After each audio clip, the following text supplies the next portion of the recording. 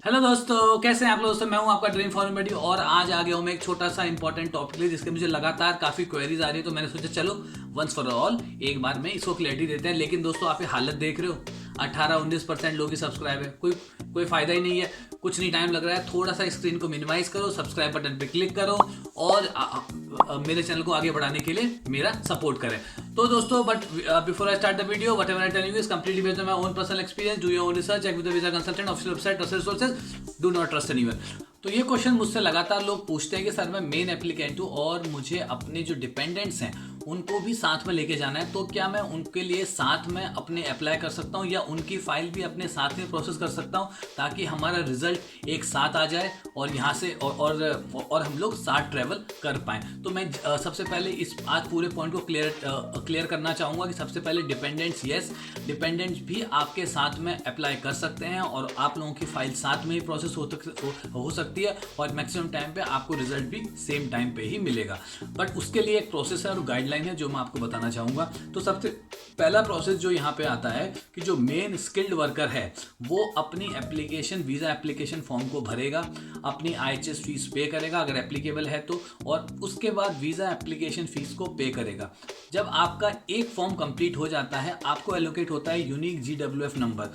अब next step होते हैं कि आपको VFS में जाके बायोमेट्रिक के लिए अपॉइंटमेंट लेना पड़ता है उसी GWF नंबर के बेस पे। तो अभी आप अपॉइंटमेंट ना लें, अपॉइंटमेंट के लिए अभी रुक जाएं।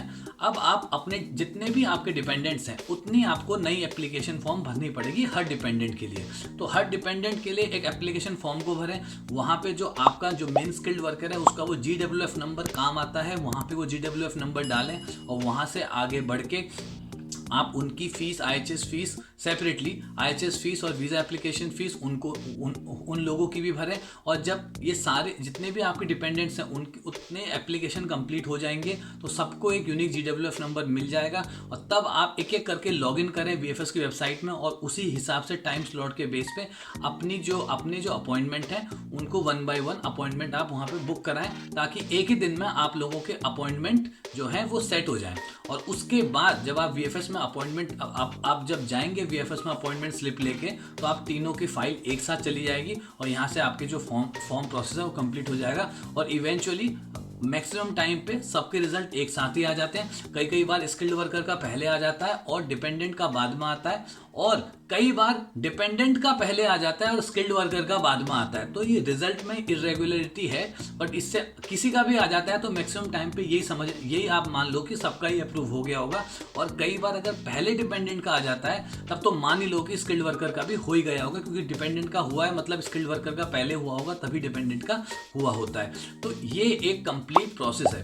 फिर उसके बाद लोग मुझसे पूछते हैं कि सर अब हमारे पास एप्लीकेशन जो हमारे तीनों के जो पासपोर्ट में वो वीनेट स्टिकर लग के आ चुका है अब, और वीनेट स्टिकर में पहले शायद 1 महीने का आता था, अब जब तक मेरा था उस टाइम पे 3 महीने का था। कुछ लोगों से बात करी उनका भी 3 महीने की वैलिडिटी वीनेट स्टिकर में आती है, बट ये वैलिडिटी इधर उधर है, कभी 1 महीना और 3 महीना इनके बीच में है। बट हर पासपोर्ट में जो वीनेट स्टिकर लगा होता है उसमें एक स्टार्ट डेट और एंड डेट होती है कि किस डेट के अंदर।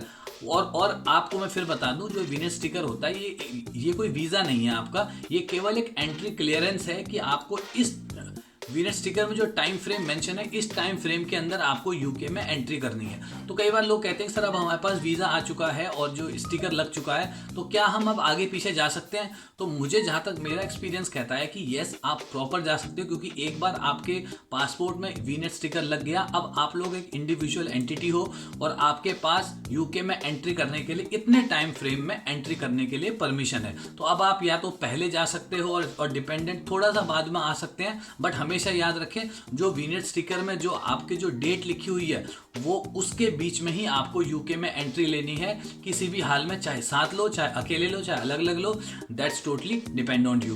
तो ये बहुत इंपॉर्टेंट पॉइंट है जो आपको याद रखना है।